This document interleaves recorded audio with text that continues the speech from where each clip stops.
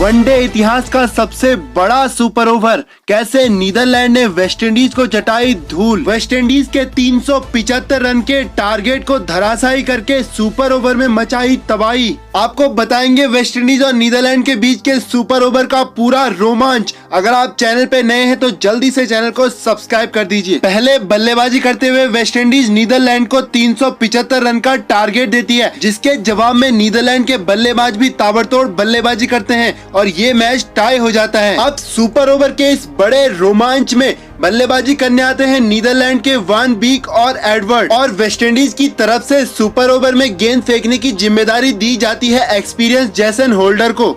अब Jason Holder van beak को पहली गेंद डालते हैं और पहली ही गेंद में चौका खा जाते हैं। जैसन होल्डर के ओवर की दूसरी गेंद लो फुल टॉस गिरती है और वैन बीक जोर से बल्ला घुमाते हैं और गेंद सीधा स्टैंड एंड डिलीवर। अब 2 गेंदों में 10 रन आ चुके थे।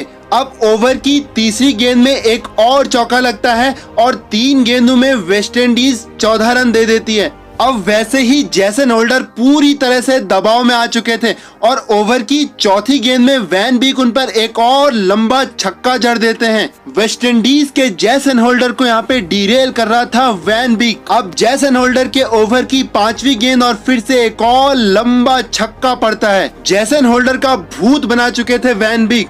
ओवर की आखिरी गेंद में जैसन होल्डर पर एक और चौका फिर से पड़ जाता है और इस चौके के साथ ही ये ओवर बन जाता है वनडे इतिहास का सबसे बड़ा सुपर ओवर। नीदरलैंड बोर्ड पर एक ओवर में 30 रन लगा चुकी थी। अब वेस्टइंडीज को जीत के लिए 31 रन चाहिए थे। यहाँ पे वेस्टइंडीज की शुरुआत भी काफी अच्छी होती है। पहली ही गेंद में रोस्टन चेज एक लंबा छक्का लगा देते हैं। ये छक्का वेस्टइंडीज की उम्मीदों को जगाए रखता है। अब 5 गेंदों में 25 रन चाहिए थे, लेकिन अगली गेंद में आता है सिर्फ एक सिंगल।